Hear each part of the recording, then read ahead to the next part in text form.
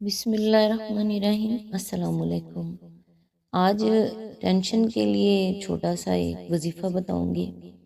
آپ جب رات کو سونے کے لیے لیٹ جائیں تو اپنے دائیں ہاتھ کی شہادت کی انگلی سے اپنی پیشانی پر لفظ لکھیں اللہ۔ یہ نام بغیر اعراب کے 66 مرتبہ لکھنا ہے۔ جب بھی ایک بار نام لکھیں اور نام مکمل ہوتے ہی زبان سے بڑی رکت کے ساتھ یہ نام ادا بھی کریں، یعنی ایک دفعہ اللہ کا نام لکھا اور ساتھ ہی زبان سے اللہ کہنا بھی ہے۔ انشاءاللہ اس عمل سے ٹینشن ڈپریشن سے بالکل نجات مل جائے گی۔ اگر میرے اللہ نے چاہا تو انشاءاللہ آپ کو روحانیت بھی نصیب ہوگی۔ آج انشاءاللہ سورہ یوسف کی آیت نمبر 101 سے سٹارٹ کریں گے۔ اعوذ باللہ من الشیطان الرجیم، بسم اللہ الرحمن الرحیم۔ اے میرے رب، تو نے مجھے حکومت بخشی اور مجھے باتوں کی تہہ تک پہنچنا سکھایا۔ زمین و آسمان کے بنانے والے تو ہی دنیا اور آخرت میں میرا سرپرست ہے۔ میرا خاتمہ اسلام پر کر اور مجھے صالحین کے ساتھ ملا۔ اس کی تفسیر ہے، یہ چند فقرے جو اس موقع پر حضرت یوسف علیہ السلام کی زبان سے نکلے ہیں ہمارے سامنے ایک سچے مومن کی سیرت کا عجیب دلکش نقشہ پیش کرتے ہیں۔ صحرائی گلہ بنوں کے خاندان کا ایک فرد جس کو خود اس کے بھائیوں نے حسد کے مارے ہلاک کر دینا چاہا تھا، زندگی کے نشیب و فراز دیکھتا ہوا بالآخر دنیاوی عروج کی انتہائی مقام پر پہنچ گیا ہے۔ اس کے قحط زدہ اہل خاندان اب اس کے دست نگر ہو کر اس کے حضور آئے ہیں، اور وہ حاسد بھائی بھی جو اس کو مار ڈالنا چاہتے تھے اس کے تخت شاہی کے سامنے سرنگو کھڑے ہیں۔ یہ موقع دنیا کے عام دستور کے مطابق فخر جتانے، ڈینگے مارنے، گلے اور شکوے کرنے اور تان و ملامت کے تیر برسانے کا تھا، مگر ایک سچا خدا پرست انسان اس موقع پر کچھ دوسرے ہی اخلاق ظاہر کرتا ہے۔ وہ اپنے اس عروج پر فخر کرنے کے بجائے اس خدا کے احسان کا اعتراف کرتا ہے جس نے اسے یہ مرتبہ عطا کیا۔ وہ خاندان والوں کو اس ظلم و ستم پر کوئی ملامت نہیں کرتا جو وائل عمر میں انہوں نے اس پر کیے تھے۔ اس کے برعکس وہ اس بات پر شکر ادا کرتا ہے کہ خدا نے اتنے دنوں کی جدائی کے بعد ان لوگوں کو مجھ سے ملایا۔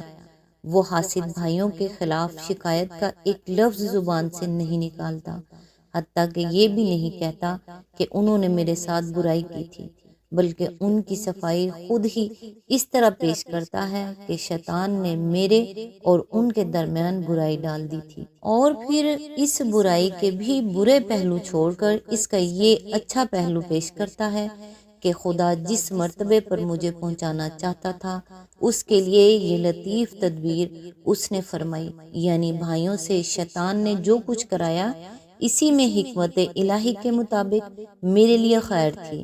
چند الفاظ میں یہ سب کچھ کہہ جانے کے بعد وہ بے اختیار اپنے خدا کے آگے جھک جاتا ہے، اس کا شکر ادا کرتا ہے کہ تو نے مجھے بادشاہی دی اور وہ قابلیتیں بخشیں جن کی بدولت میں قید خانے میں سڑنے کے بجائے آج دنیا کی سب سے بڑی سلطنت پر فرما روائی کر رہا ہوں۔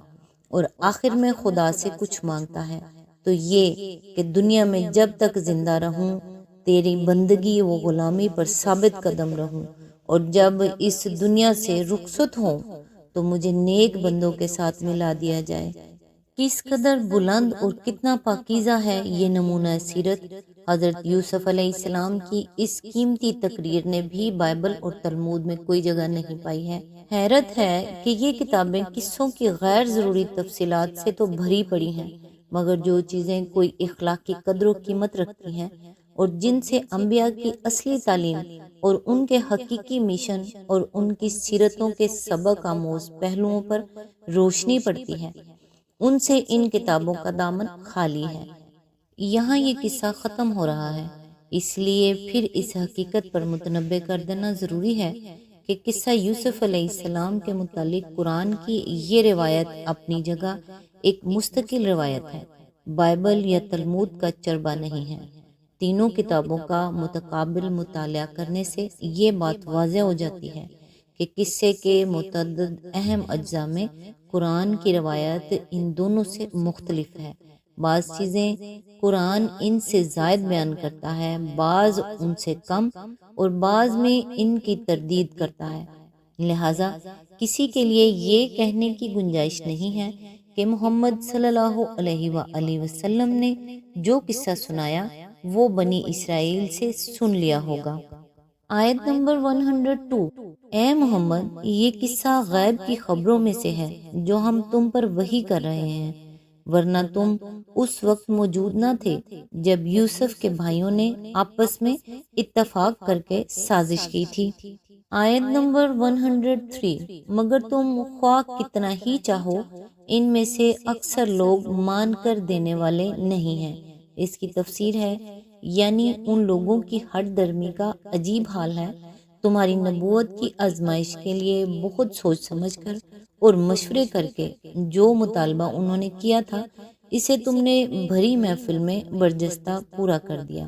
اب شاید تم متوقع ہوگے کہ اس کے بعد تو انہیں یہ تسلیم کر لینے میں کوئی تعامل نہ رہے گا کہ تم یہ قرآن خود تصنیف نہیں کرتے ہو بلکہ واقعی تم پر وحی آتی ہے، مگر یقین جانو کہ یہ اب بھی نہ مانیں گے اور اپنے انکار پر جمے رہنے کے لیے کوئی دوسرا بہانہ ڈھونڈ نکالیں گے، کیونکہ ان کے نہ ماننے کی اصل وجہ یہ نہیں ہے کہ تمہاری صداقت کا اطمینان حاصل کرنے کے لیے یہ کھلے دل سے کوئی معقول دلیل چاہتے تھے اور وہ ابھی تک انہیں نہیں ملی، بلکہ اس کی وجہ صرف یہ ہے کہ تمہاری بات یہ ماننا چاہتے ہی نہیں۔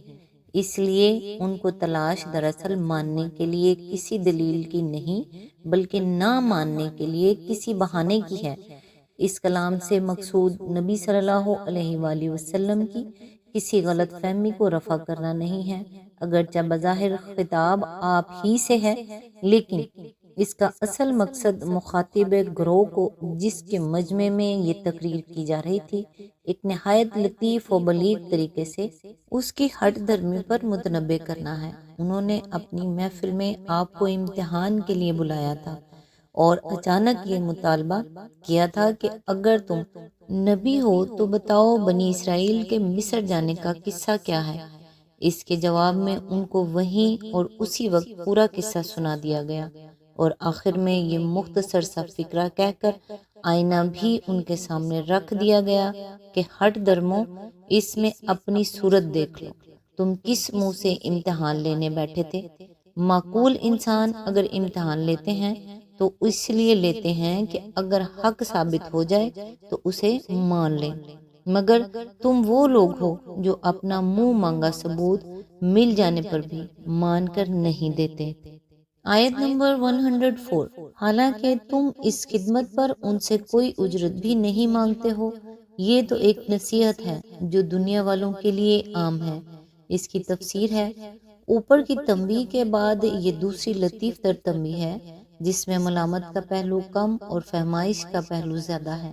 اس ارشاد کا خطاب بھی بظاہر نبی صلی اللہ علیہ وآلہ وسلم سے ہے، مگر اصل مخاطب کفار کا مجمع ہے اور اس کو یہ سمجھانا مقصود ہے کہ اللہ کے بندو غور کرو، تمہاری یہ ہٹ درمی کس قدر بیجا ہے۔ اگر پیغمبر نے اپنے کسی ذاتی مفاد کے لیے دعوت و تبلیغ کا یہ کام جاری کیا ہوتا یا اس نے اپنی ذات کے لیے کچھ بھی چاہا ہوتا تو بے شک تمہارے لیے یہ کہنے کا موقع تھا کہ ہم اس مطلبی آدمی کی بات کیوں مانیں، مگر تم دیکھ رہے ہو کہ یہ شخص بے غرض ہے، تمہاری اور دنیا بھر کی بھلائی کے لیے نصیحت کر رہا ہے اور اس میں اس کا اپنا کوئی مفاد پوشیدہ نہیں ہے۔ پھر اس کا مقابلہ اس ہٹ دھرمی سے کرنے میں آخر کیا معقولیت ہے جو انسان سب کے بھلے کے لیے ایک بات بے غرضی کے ساتھ پیش کرے، اس سے کسی کو خواہ ضد کیوں ہو۔ کھلے دل سے اس کی بات سنو، دل کو لگتی ہو تو مانو، نہ لگتی ہو تو نہ مانو۔ آیت نمبر 105، زمین اور آسمانوں میں کتنی ہی نشانیاں ہیں جن پر سے یہ لوگ گزرتے ہیں اور ذرا توجہ نہیں کرتے۔ اس کی تفسیر ہے، اوپر کے 11 رکوع میں حضرت یوسف علیہ السلام کا قصہ ختم ہو گیا۔ اگر وحی الہی کا مقصد محض قصہ گوئی ہوتا تو اسی جگہ تقریر ختم ہو جانی چاہیے تھی، مگر یہاں تو قصہ کسی مقصد کی خاطر کہا جاتا ہے، اور اس مقصد کی تبلیغ کے لیے جو موقع بھی مل جائے اس سے فائدہ اٹھانے میں دریغ نہیں کیا جاتا۔ اب چونکہ لوگوں نے خود نبی کو بلایا تھا اور قصہ سننے کے لیے کان متوجہ تھے، اس لیے ان کے مطلب کی بات ختم کرتے ہی چند جملے اپنے مطلب کے بھی کہہ دیے گئے، اور غایت درجہ اختصار کے ساتھ ان چند جملوں ہی میں نصیحت اور دعوت کا سارا مضمون سمیٹ دیا گیا۔ اس مقصد سے لوگوں کو ان کی غفلت پر متنبہ کرنا ہے۔ زمین اور آسمان کی ہر چیز بجائے خود محض ایک چیز ہی نہیں ہے، بلکہ ایک نشانی بھی ہے جو حقیقت کی طرف اشارہ کر رہی ہے۔ جو لوگ ان چیزوں کو محض چیز ہونے کی حیثیت سے دیکھتے ہیں، وہ انسان کا سا دیکھنا نہیں بلکہ جانوروں کا سا دیکھنا دیکھتے ہیں۔ درخت کو درخت اور پہاڑ کو پہاڑ اور پانی کو پانی تو جانور بھی دیکھتا ہے، اور اپنی اپنی ضرورت کے لحاظ سے ہر جانور ان چیزوں کا مصرف بھی جانتا ہے، مگر جس مقصد کے لیے انسان کو حواس کے ساتھ سوچنے والا دماغ بھی دیا گیا ہے، وہ صرف اسی حد تک نہیں ہے کہ آدمی ان چیزوں کو دیکھے اور ان کا مصرف اور استعمال معلوم کرے، بلکہ اصل مقصد یہ ہے کہ آدمی حقیقت کی جستجو کرے اور ان نشانیوں کے ذریعے سے اس کا سراغ لگائے۔ اسی معاملے میں اکثر انسان غفلت برت رہے ہیں، اور یہی غفلت ہے جس نے ان کو گمراہی میں ڈال رکھا ہے۔ اگر دلوں پر یہ کفر نہ چڑھا لیا گیا ہوتا تو انبیاء کی بات سمجھنا اور ان کی رہنمائی سے فائدہ اٹھانا لوگوں کے لیے اس قدر مشکل نہ ہوتا۔ آج تک کے لیے بس اتنا ہی۔ نیکسٹ انشاءاللہ آیت نمبر 106 سے سٹارٹ کریں گے۔ تب تک کے لیے دعاؤں میں یاد رکھیے گا۔ اللہ حافظ۔